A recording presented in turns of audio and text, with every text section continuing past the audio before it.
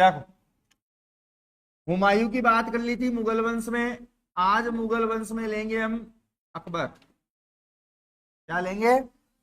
अकबर।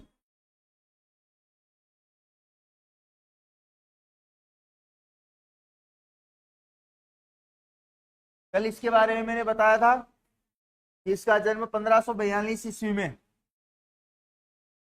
जन्म 1542 ईस्वी में पंजाब के वीरसाल के यहां हुआ था। वीरसाल के घर पे। अब इसके पीछे का रीजन कल मैंने बताया था कि 1542 के अंतर्गत जो हुमायूं था वो वीरसाल के पास हमीदा बानो बेगम को छोड़कर स्वयं कहाँ चला जाता है? शाह तमाश के पास अफगानिस्तान में। और उसके जाने के कुछ दिनों बाद ही अकबर का जन्म होता है। तो इसका जो रीति रिवाज क्या, इसका जो पालन पोषण हुआ वो हिंदू रीति रिवाजों से हुआ है। किससे हुआ है? हिंदू परिवार में हुआ है अधिकतर। क्या? इसके बाद में अगर मैं बात करूं तो ध्यान रखना कि बचपन का नाम क्या था। पिता हुमायूं। कौन है? हुमायूं। और माता हमीदा बानो।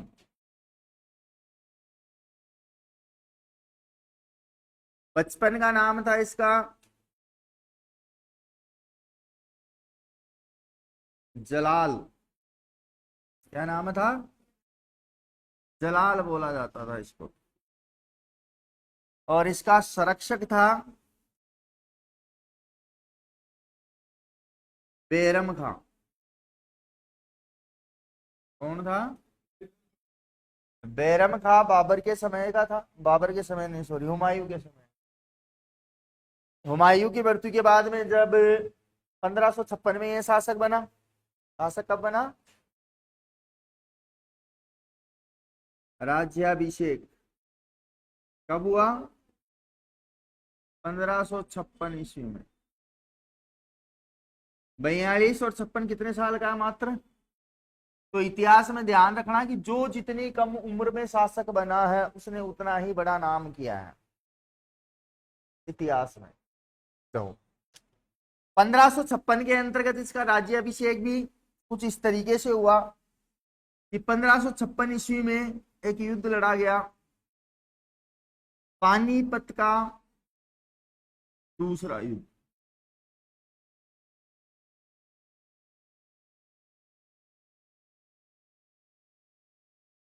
एक तरफ अकबर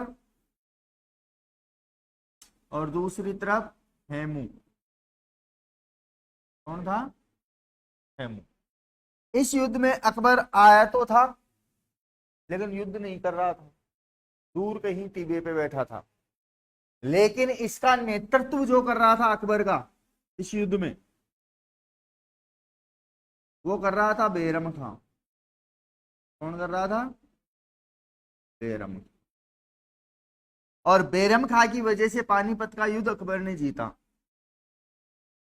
और इसके बाद से दिल्ली का क्या बन गया? शासक। क्या बन गया? शासक। अब शासक बन गया 14 साल की उम्र में, तो इसने कई काम किए। जैसे पहले मैं बताऊं कि भाई सबसे पहले तो इसने की शादी। क्या की? शादी। अब शादियों के अंतर्गत ध्यान रखना कि इसका पहली शादी हुई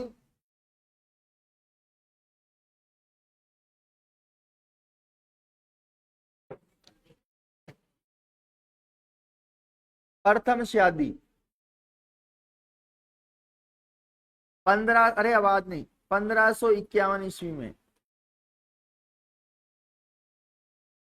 रुकैया बेगम से। देखो, सलमान 56 में शासक बना था लेकिन शादी पहले कर ली थी। ओ, तभी तो मैंने क्या बोला, छोटी वसीन और बड़ी वसीन। 42 और 51 मतलब 9 साल का ही। कितने साल का? 9 साल का ही। अब कहा 9 साल और कहा है, तो बच्चे तो नहीं होने थे, क्योंकि बचपन के किए कांड जवानी में परेशान करते हैं। इसीलिए कहा जाना पड़ा? ख्वाजा मोइनुद्दीन चिश्ती की दरगाह। और वहां जाने के बाद भी कहते हैं कि एक बार नहीं 14 बार गया, तब जाकर इसके बच्चे हुए।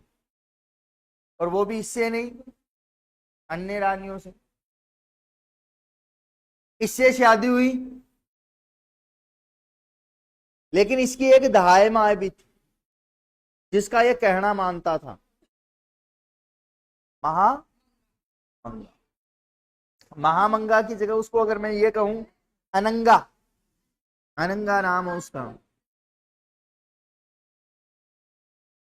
ये इसके राजपाट में हमेशा कुछ ना कुछ कहती ही रहती कि ऐसे नहीं ऐसे करो, ऐसे नहीं ऐसे करो, मतलब उसको गाइडेंस दिया करती थी। इसके अलावा आगे बढ़े तो ध्यान रखना, अकबर के शिक्षक कौन थे जिन्होंने शिक्षा दी? अकबर के शिक्षक,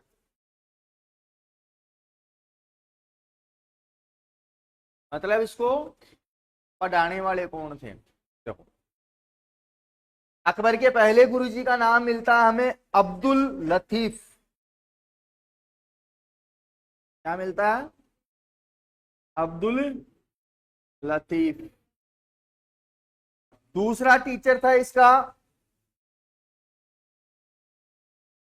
चिरासी। क्या नाम था? चिरासी। थोड़ा सा डीप ले रहा हूं मैं, ध्यान रखना। अकबर के शिक्षक कौन कौन थे जिन्होंने इसको शिक्षा दी? अब्दुल और सिरासी। शिक्षक के अलावा आप ध्यान रखना, संरक्षक मैंने बता दिया। 7 अक्टूबर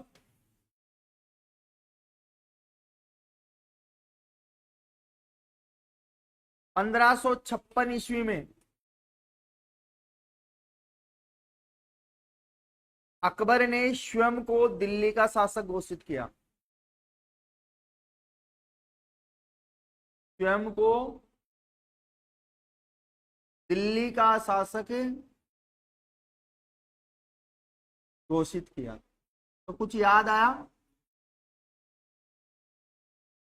जब आमेर में प्रॉब्लम चल रही थी सूजा को लेकर, तो 1556 के अंतर्गत कौन पहुंचा था दिल्ली? बारमल पहुंचा था। तो ध्यान देने से पहले आगे बढ़ते हैं कहानी पे सीधा। अब भाई जब ये शासक बना दिल्ली का, तो दिल्ली का शासक बनने के बाद में इसने एक सपना देखा, और सपना था पूरे हिंदुस्तान पे राज करने का। क्या देखा? हिंदुस्तान पे राज करने का सपना देखा। और इस सपने के लिए इसने दरबार लगाया। दरबार में पूछा कि भाई ऐसा क्या किया जाए कि पूरा हिंदुस्तान अपने कब्जे में आ जाए। तो कुछ दरबारियों ने कहा कि साहब इस क्षेत्र के अंतर्गत या इस हिंदुस्तान में सबसे बड़ा अगर कोई योद्धा है तो वो राजपूत है। तो अकबर कहता है कि भाई राजपूत अपने लिए क्यों लड़ेंगे, अपने लिए क्यों लड़ेंगे, उनको क्या चाहिए?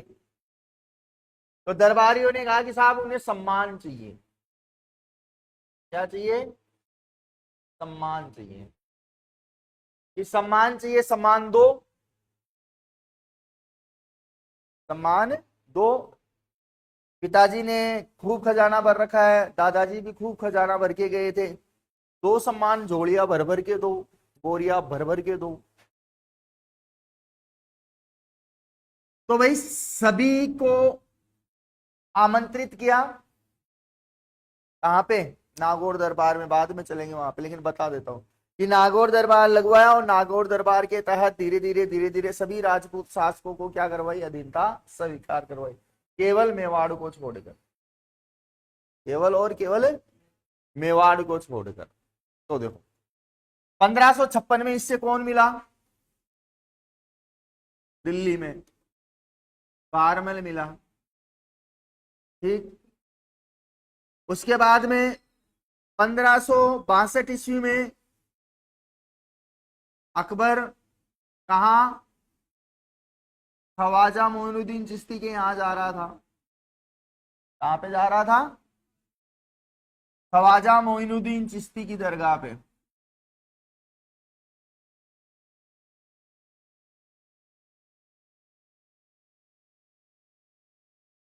जब ये ख्वाजा मोइनुद्दीन चिश्ती की दरगाह पे जा रहा था तब इसने सांगानेर में पड़ाव डाला था। जयपुर, यहां पे इसने पड़ाव डाला, तब बारमल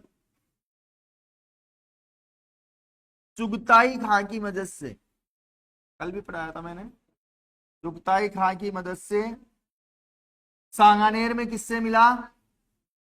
अकबर से मिला।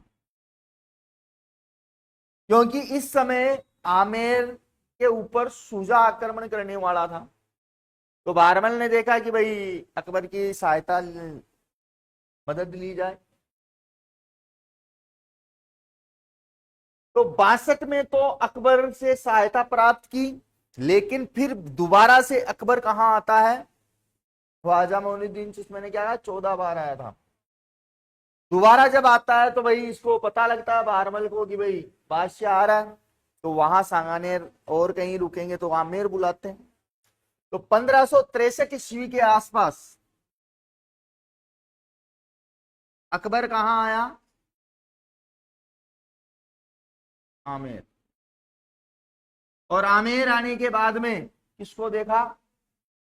जोधाबाई को। अब कुछ इतिहासकार कहते हैं कि वो जोधा हरकूबाई के नाम से फेमस है, जो कि बारमल की दासी पुत्री बताई जाती है।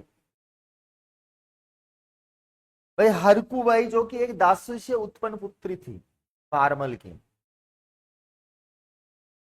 अब आमेर के अंतर्गत जोधा को देखा और जोधा से विवाह का प्रस्ताव रखा। किसके सामने? बारमल के सामने। बारमल जोधा के पास में गए और कहा कि भाई ऐसे ऐसे बात है, आमेर को बचाना है तो विवाह करना पड़ेगा। तो जोधा ने कहा कि मेरी 3 शर्त है, कि मैं विवाह तो कर लूंगी अकबर से, लेकिन मेरी 3 कंडीशन है, टर्म कंडीशन 3, और मैं केवल वो अकबर को ही बताऊंगी। बारमल, ठीक है भाई, कि भाई छोरी ब्याह नहीं करेगी, चलो अकबर के पास। अकबर के पास में गया बारमल और कहा कि भाई हमारे जो बच्ची है वो ये चाहती है कि उसकी जब तक 3 शर्तें अकबर नहीं मानेगा तब तक मैं शादी नहीं करूंगी। अकबर कहता है कि बुलाओ, तीनों शर्त सुनेंगे, उसके बाद में अगर मैं नहीं माना तो मैं खुद भी शादी नहीं करूंगा। तो जोधा ने 3 शर्तें रखी, जिसमें पहला पहनावा, दूसरी शर्त खाना, और तीसरी चीज धर्म या पूजा। जब अकबर जोधा के सामने आता है तो जोधा कहती है पहली शर्त कि भाई मैं शादी तो कर लूंगी लेकिन मैं अपना पहनावा चेंज नहीं करूंगी। मतलब जो मेरा राजपूती ड्रेस है या जो मेरे वस्त्र है वही मैं वस्त्र पहनूंगी, तुम चाहो कि मैं मुस्लिम पहनावा पहनूं तो मैं मुस्लिम पहनावा नहीं पहनूंगी। अकबर कहता है ठीक है भाई, मंजूर, तुम तुम्हारा पहनावा पहन लेना। दूसरी चीज शर्त रखी कि खाना, खाना मैं अपनी पसंद का खाऊंगी, और लुगाई अपने पसंद का ही खाती है। आदमी चाहे कोई कहीं पे भी मरे लेकिन पहले खाना खाएगी, हकीकत। और कहीं तो शिवी हो जाए आगेदार कि आटो लगाती लगाती एक तरफ रोटी सेकती रहे, एक तरफ आटो लागतो रहे, एक तरफ घास चलतो रहे, एक हाथ से रोटी सेकती रहे।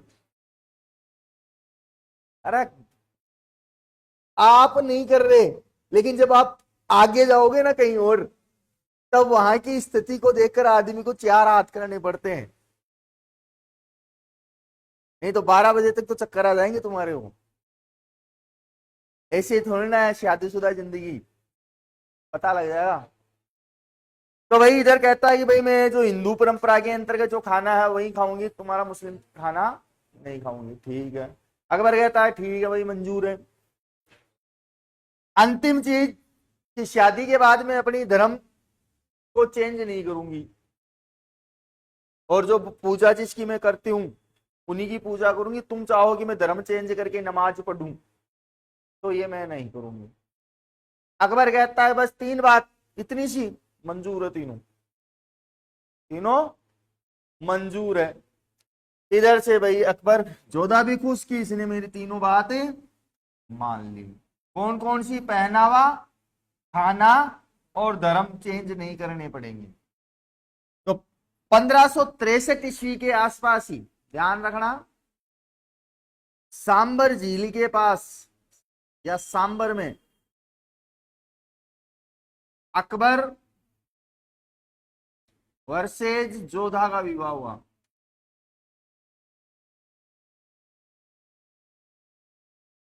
तो ये तो राजनीतिक स्टंट था ना, तो मनपसंद शादी थोड़ी ना थी आमेर को बचाने के लिए।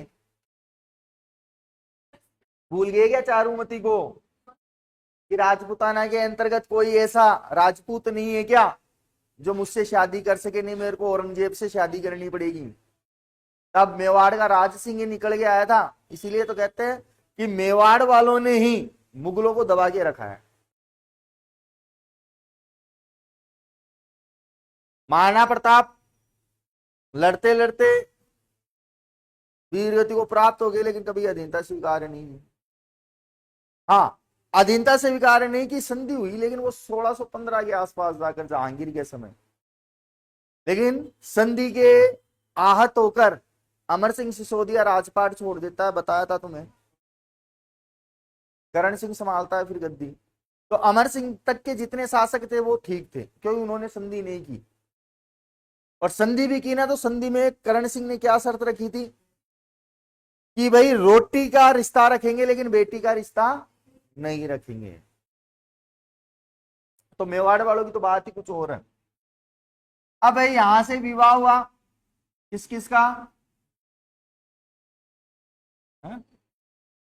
तो प्यार था ही कभी इनमें, मजबूरी थी वो तो आमेर को बचाने की। ये है ना टीवी सीरियल में देखा कर तू, जोधा अकबर, उसमें वो दोनों का प्रेम बताते रहते हैं, हालांकि प्रेम कहीं नहीं था। अब सांबर के अंतर्गत विवाह हुआ, तो ध्यान रखना ये सन वगैरह डेट वगैरह, एक बार आगे बढ़ेंगे, एक बार यहां तक कंप्लीट करो है। बीरबल आएगा ना, उसका मूल नाम था महेश दास। क्या नाम था? महेश दास। उतारो।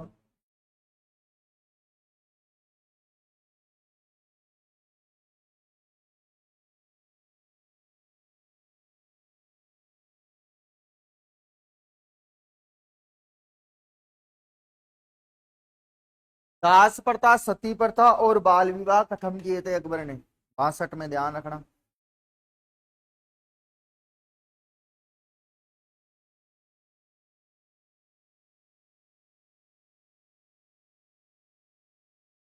देखो 63 में इसने तीर्थ यात्रा कर उठाया था अकबर ने। डेट की डेट याद रखना, तीर्थ यात्रा कर उठाया। और 64 में इसने फिर बाद में जो ये था ना जजिया कर, उसको समाप्त कर दिया था। देखो 62 में बाल विवाह, सती प्रथा और दास प्रथा खत्म की। 63 में तीर्थ यात्रा खत्म किया। और 64 में इसने जजिया कर खत्म किया। 62, 63 और 64। 61 के अंतर्गत बेरम खां की हत्या हो गई थी। कर्म ध्यान रखना, सन का सन ऐसे ही याद होगी। और 61 में ही किससे शादी की? बेरम खां की पत्नी सलीमा बेगम से। और 51 में किससे की? रुकैया बेगम से। उसको खत्म किया था 1563 ईस्वी में। और आगे ध्यान रखना 1564 में जजिया कर हटाया था इसने।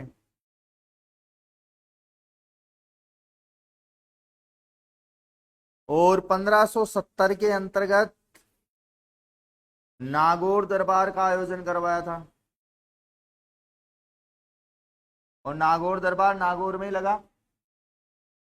किसकी सहायता से लगाया था? तो भारमल की सहायता से। किसकी सहायता से? भारमल की सहायता से लगाया था। ठीक है। अब नागौर दरबार के अंतर्गत देखो, जब नागौर दरबार लगाया था, इसका उद्देश्य क्या था? उद्देश्य था राजपूत शासकों को अधीनता से स्वीकार करवाना, या राजपुताना के शासकों को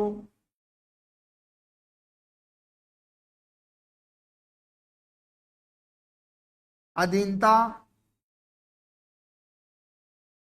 स्वीकार करवाना।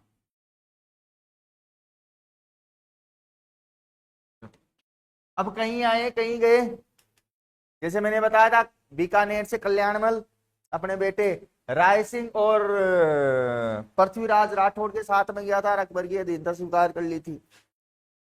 इधर से आप देखोगे तो जोधपुर से राव चंद्र सेन और मोटा राजा उदय सिंह दोनों गए थे, लेकिन राव चंद्र सेन ने अधीनता स्वीकार नहीं की थी और उठकर चला गया था। तब अकबर ने बोला था कि खुदा ने इसे नूर तो दिया है लेकिन जान नहीं बख्शी। राव चंद्र सेन के लिए बोला था। और पृथ्वीराज राठौड़ ने अधीनता स्वीकार कर ली थी, राय सिंह ने कर ली थी, कल्याणमल ने कर ली थी, उदय सिंह जो था रावचंद्र सेन का भाई उसने भी कर ली थी।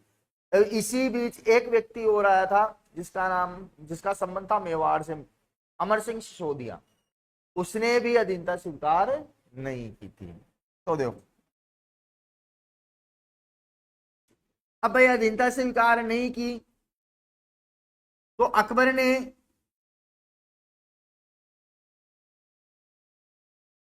चार राजदूत भेजे थे।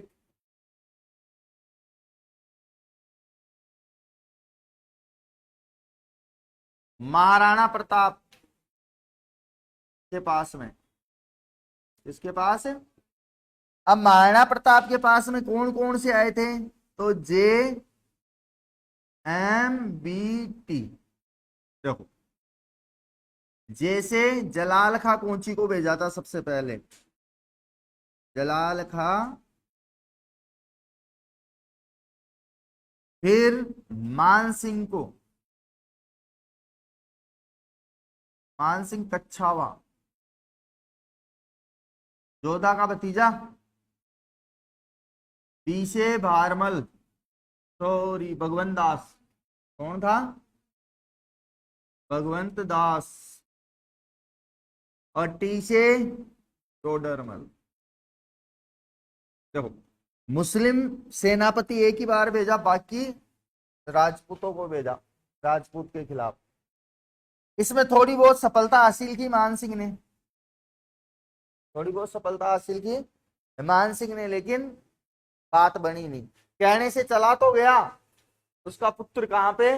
नागौर दरबार में, लेकिन अधीनता स्वीकार नहीं की। और जब अधीनता स्वीकार नहीं की अकबर ने, अकबर की अधीनता स्वीकार नहीं की, तब प्रताप वर्सेज अकबर के बीच 1576 ईस्वी में एक युद्ध लड़ा जाता है, जिसका नाम था हल्दी घाटी का युद्ध। हल्दी घाटी का। अब इस युद्ध के अंतर्गत कुछ इतिहासकार तो कहते हैं कि भाई महाराणा प्रताप की विजय हुई, और कुछ कहते हैं कि नहीं अकबर की हुई। और शायद ये आज भी सबसे बड़ा मसला बना के रखते हैं राजस्थान में जब जब चुनाव होते हैं, है? क्यों भाई? मैंने क्या बात बताई थी? मेरे दरबार में मान लो मैं राजा हूं और मेरे दरबार में कवि बैठे हैं, तो उन कवियों की औकात है क्या जो मेरे खिलाफ लिख देंगे? लिख देंगे क्या? तो भाई अकबर के दरबार में जो साहित्यकार या लेखक बैठा करते थे वो अकबर के खिलाफ कैसे लिख देंगे, और जो महाराणा प्रताप के दरबार में बैठा करते थे वो अपने राजा के खिलाफ कैसे लिख देंगे? नहीं लिख सकते ना। बस यही इतिहास है। जो जिसके दरबार में बैठा था उसने अपने ही राजा को प्रसिद्धि दी, और जो जिसके दरबार में बैठा था उसके राजा ने उसको प्रसिद्धि दी। इसलिए आज भी क्या है, विवाद का विषय बना, क्योंकि बदायूनी तो ये कहता है कि नहीं साहब, इस युद्ध के अंतर्गत कौन जीता? अकबर जीता, क्योंकि बदायूनी इस युद्ध में उपस्थित था, दूर कहीं टीवी पे बैठा था, ऐसा कुछ कहा गया। इसके अलावा जो महाराणा प्रताप के बारे में उल्लेख मिलता है उसके अंतर्गत मेवाड़ के अंतर्गत कुछ शिलालेख हैं, कुछ ग्रंथ हैं, और लोह सिंह गांव का जो एक शिलालेख लगा हुआ उसके ऊपर बताया गया है कि महाराणा प्रताप की इसमें विजय हुई थी। लेकिन फिर भी हम अगर बात करें तो इसका कोई निर्णायक युद्ध नहीं निकला था, क्योंकि देखो जब हल्दीघाटी युद्ध के अंतर्गत कौन, महाराणा प्रताप घायल हो जाते हैं, तब युद्ध भूमि से निकलकर अब कहा जाते हैं, कुंभलगढ़। लेकिन अकबर ने मान सिंह को भेजा था जिंदा या मुर्दा लाने के लिए, लेकिन वो पकड़ नहीं पाया, इसलिए अकबर मान सिंह से नाराज होकर कहां चला जाता, आगरा। तो हम कह नहीं सकते किसकी विजय हुई। हाँ ये है कि भाई मुस्लिम इतिहासकारों के अनुसार अकबर विजय हुआ, और राजस्थानी इतिहास के अनुसार मैं बात करूं तो कुछ लोग क्या बताते हैं, इसको प्रताप को विजय बताते हैं, वो भी कुछ अवशेषों के अकॉर्डिंग या कुछ शिलालेखों के अकॉर्डिंग। और सबसे मेन युद्ध यही था, सबसे मेन युद्ध यही था, क्योंकि इसके बाद में 1584 तक आए, जिसमें लास्ट आया था ये अपने जगन्नाथ का छावा अकबर को पकड़ने, लेकिन मांडलगढ़ भीलवाड़ा में उसकी क्या हो जाती है, मृत्यु हो जाती। लेकिन मेन जो अकबर के साथ युद्ध था वो हल्दीघाटी का युद्ध था। इसके बाद में अमर सिंह सिसोदिया ने दिवेर का युद्ध लड़ा था विजयादशमी के दिन, जिसे हम मेवाड़ का मैराथन युद्ध कहते हैं, क्योंकि इस युद्ध के अंतर्गत मुगलों की सेना को भगा भगा के मारा था, इसलिए इसको मैराथन युद्ध नाम दिया गया। और इस युद्ध में अमर सिंह सिसोदिया मतलब प्रताप की विजय हुई थी। आई बात समझ, 1582 के आसपास। तो यहां तक तो उतारो, बाकी की घटना कल देखेंगे।